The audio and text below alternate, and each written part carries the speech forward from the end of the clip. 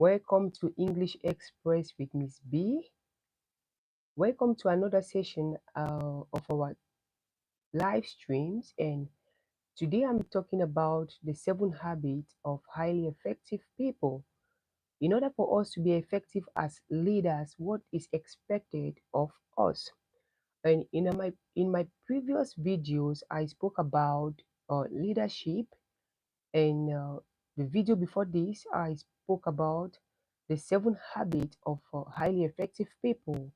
I explained 3 of the habits, and today I'll be talking about 2 of the habits.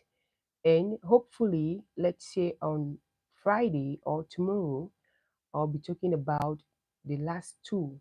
You know, as leaders, we need blueprints, we need principles, guide, which can enable us to lead in a successful manner, you know, in order for us to create impact in our generation.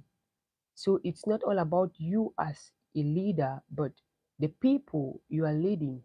Our aim is to be standard and to lead rightly, not to mislead our communities or not to mislead our workers or the people who look up to us. As a leader, there are so many people who look up to us, and we don't need to betray them. We don't need to, fail them because they put their trust in us. They look at us, and you might not know that you're observed, but you have been observed, and many people keep observing you every day as a leader. So I spoke about the first 3 habits of highly effective people in my previous video. I spoke about being proactive. That being proactive means we need to be responsible for our actions, for our activities. We are not expected to blame others for the things happening in our lives or for the misfortune. You know, we all are optimistic in life and we want the best for ourselves, for our loved ones, our organizations, and communities. But at times things might not work the way we plan. But we need to keep striving. We need to take responsibilities for our actions. We're not supposed to blame people for the things happening around us. So we need to be proactive. Okay. And secondly, I spoke about begin with the end in mind. This is all about the mindset. You need to visualize your future, your dream, your plan, and you work hard in order to accomplish that. You have to envision your future, your goal, your plan as a leader, and you work hard toward that end to accomplish that objective. As a leader, our aim is to make sure that our vision, our mission, our aims, our goals about life or about our organization, it's brought to life, it's realized in the real world. You know, that is our aim. It's not all about saying that I will. It's not all about procrastinating, okay? It's all about doing what is right at the expected time as a leader, okay? And I equally spoke about begin with the first in mind, begin with the end in mind. It's always good to visualize your life. What do you want to become in life? What are your aims in life? What are your goals in life? We need to consider all those things to become effective leaders. And I spoke about put first thing first. As a leader, you need to plan your life, you need to manage your time adequately. What is the most important thing in your life? You put it at the first. Put first thing first. If your family is your priority, you put it first. If your education is your priority, you put it first. If your health is your priority, you put it first. So to be a highly effective leader, you need to put first thing first. We put them in order of scale of preference. The most important at the top, then we have opportunity cost. That which is not very important, we can put it at the bottom. As leaders, we need to be organized, we need to be systematic in order for us to accomplish that which we desire, in order for us to create change and transformation in our society. Our aim is to transform and organize our communities, our organizations, our businesses perfectly. Okay. And today I'll be talking about the 4th habit, the fourth habit, which is think win-win. Think win-win is just all about communication. We communicate every day, and our communication vary from person to person based on the domain of language use, meaning at times our communication is related to job. Let's say you're communicating with employees, at times family, at times friends, at times, okay? So when we talk about win-win, it means we need to collaborate more effectively by building a highly trusted relationship. At times people just speak and they don't listen. Win-win means you are not trying to empower somebody or trying to belittle your correspondent or the person you are talking to, respondent. But the aim is for you to be understood. You want to understand the person talking, and you equally expect that you should be understood. It's not all about showing your prowess. No. So when we talk about win-win, it's not just being a nice person or you have a quick fix technique. No. Win-win is all about a character-based code for human interaction and collaboration. Win-win is a character-based code for human interaction and collaboration. When you have this precept, when you have this mindset, it becomes easy to be understood, and it becomes easy for us to communicate with people with no problems or mistrust or miscommunication. Okay? So when you understand the principle of win-win, you collaborate with the people around you, you collaborate with your workers, you collaborate with your team to accomplish a successful goal. It's not all about win-loss or loss-win. It is win-win. It's win-win. That is how it is expected to be. Win-win sees life as a corporate arena, not a competitive one. You are not competing with anybody, but you are working as a team or as an individual to accomplish your goal in life. That is why I'm saying that as a leader, we must have we must have the optimistic mindset. It's not all about me, myself, and I. It's about the people. Okay? When you don't see life as a competitor.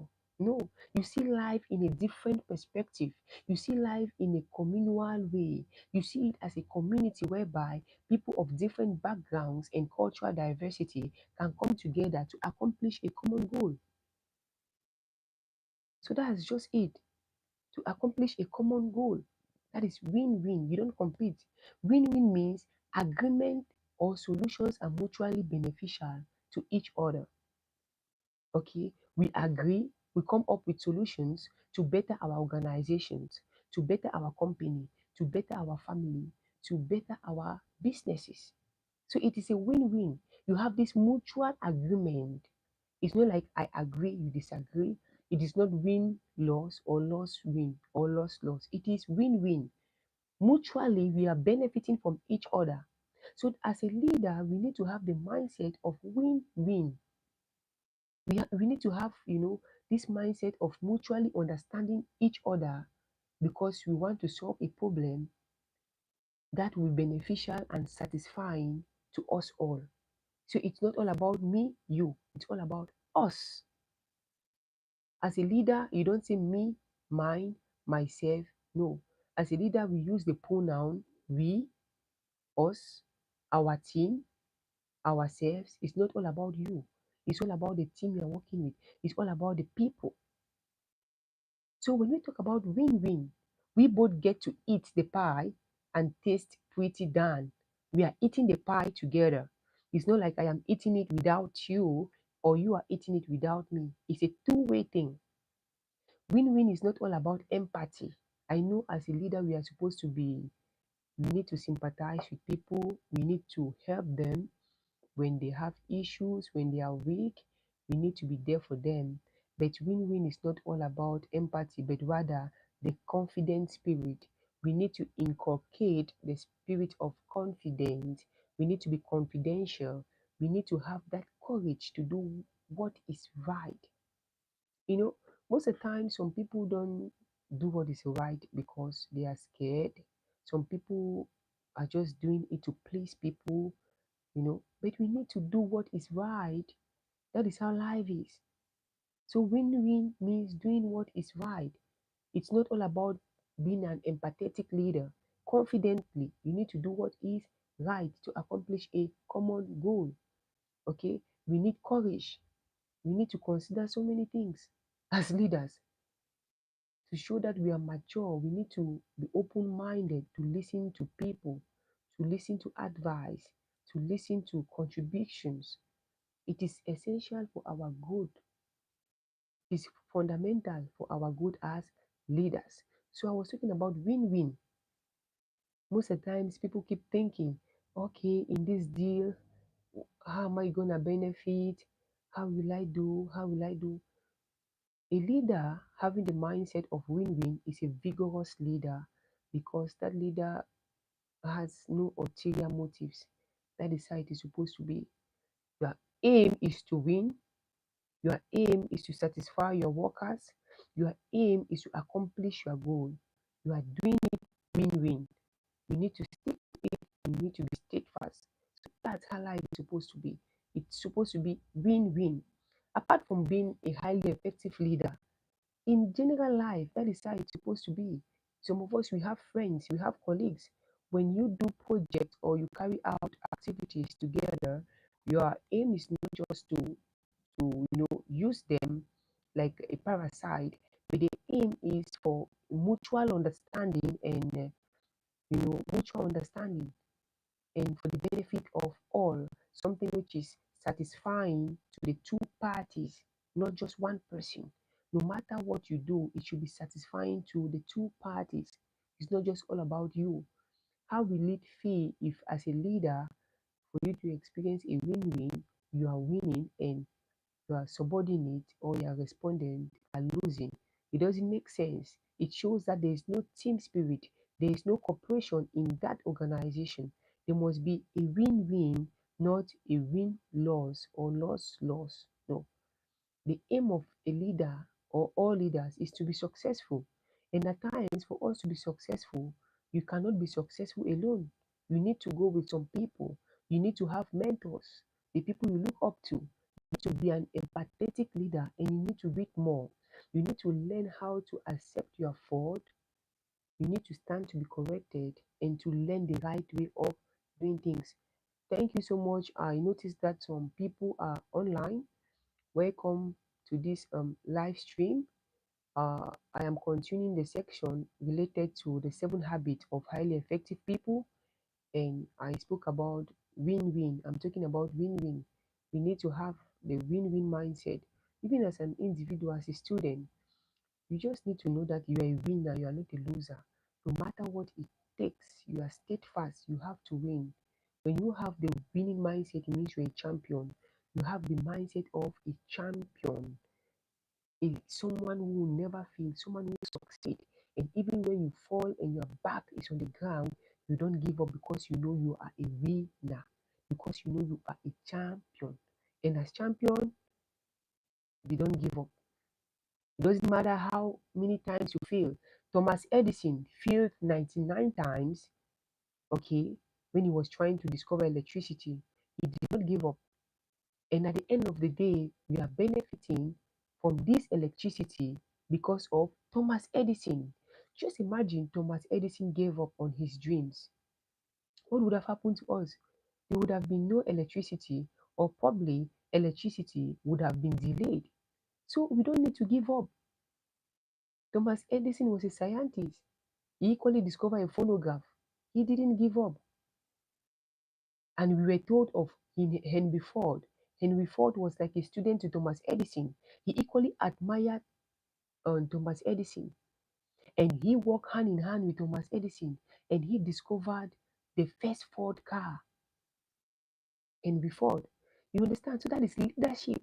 As a leader, you feel successful, you feel happy when you see your subordinate or the people you have been working with achieving their dreams or goals. Just imagine, as a leader, you are succeeding and your subordinate or the people who look up to you are not successful. How do you feel? It's a point of contention. You keep thinking about it, it disturbs you. It makes you unfulfilled. You can't say you're a fulfilled leader. Personally, I can't say I am a fulfilled leader if I don't create impact in my society, if I don't educate people, if I don't teach them what they need to know to become successful. And we need to see result. It's not all about saying it and doing it.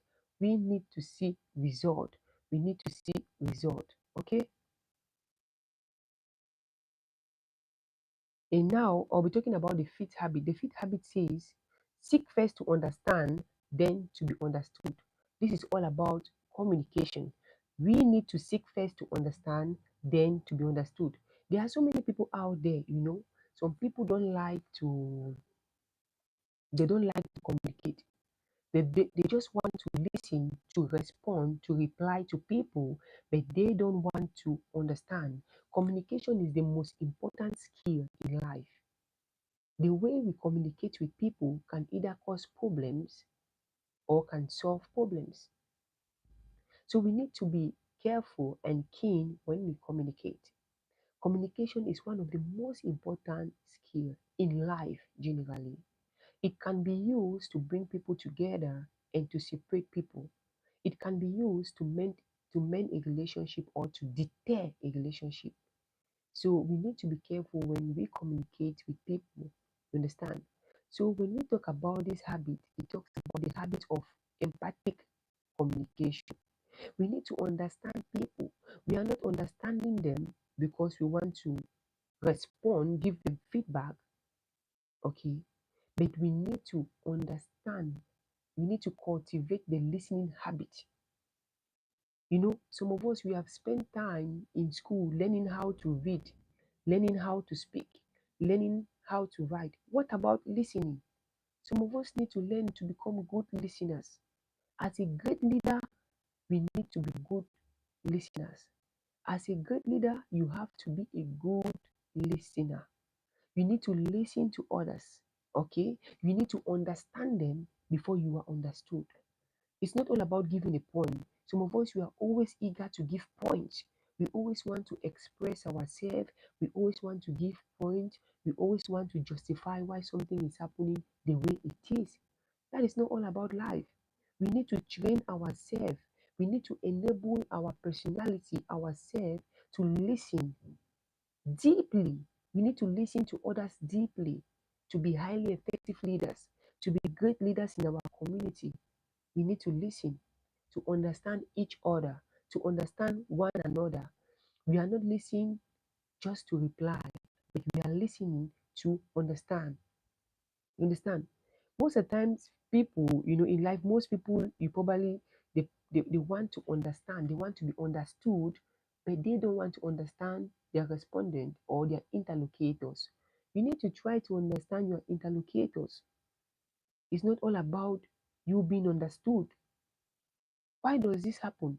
All these miscommunication problems arises because of our poor listening skills as leaders. As leaders, we need to be good listeners.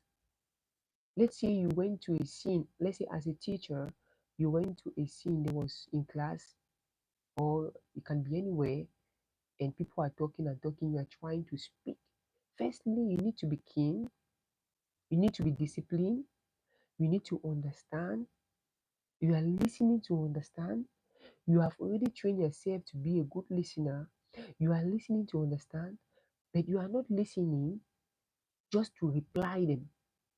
No, you are listening to understand to create a solution. There must be this mutual understanding. So communication is very important. We need to learn to understand, okay, people around us. At our job site, we need to learn how to understand to people. It's not all about you and I. It's not all about yourself, but it's about the community in which you belong. That's how it's supposed to be. You need to seek first to understand people, understand their habits, understand their way of life before you are understood. Okay? As a leader, you don't just, okay, you just try to defend yourself, trying to be defensive. It's not all about being defensive. It's all about you listening keenly, trying to create a conversation in a serene atmosphere, in a calm atmosphere of serenity, with the aim of bringing a solution or sharing ideas and strategies how to cause change, and how to transform, you know, your subordinates to become better, to become democratic. So communication is a very important instrument in life. We need to practice how to become great listeners. It's not all about speaking, it's not all about writing, it's not all about, talking. But before you speak, you need to listen. We don't need to hurt people with our words. We need to be very careful the way we speak. At times, you might go to for an occasion, let's say you go to a party or a conference, people are looking at you, you don't know, and you are just talking carelessly. And at the end of the day, they have a negative impression about you. First impression matters a lot in life. So we need to be great communicators. We need to communicate mutually with the aim of understanding each other rather than trying to cause problems or trying to reply or to show off yourself. At times some people communicate, they fail to listen. As a result of that, the feedback is positive, is negative. The feedback is a negative response. When you fail to listen, you can't help. Let's say I have audience, I have some people in front of me who need help, and they are talking to me because they need help. If I'm not a good listener, how will I help them? How will I give them solutions to their problem as a great leader? So as a great leader, we need to be responsible. We need to be great listeners. And dear audience, if you are not a good listener, you need to train yourself to be patient to become a great listener. If you are not a great listener, you need to train yourself to be perfect. I came to realize that if you listen more and you talk less, you become very successful and you learn a lot. Because at times when you keep talking, you think that you know everything, but that is not usually the case. If you speak and you don't listen, how will you know what you don't know? At times you think that you know everything, but when you are calm to listen to others speak, you learn new things that you didn't know. So that's the key. We need to learn to seek, we need to seek to understand people whenever they speak to us, rather than for us trying to prove a point. Okay? It's not all about proving points. It's not all about proving points. I'm this, I'm that, I'm that. No, it doesn't matter. The most important thing is doing what is right, developing yourself, self-development. We need to develop ourselves. If you know that you are hot-tempered, you need to develop yourself to be patient, to be relaxed when listening to people.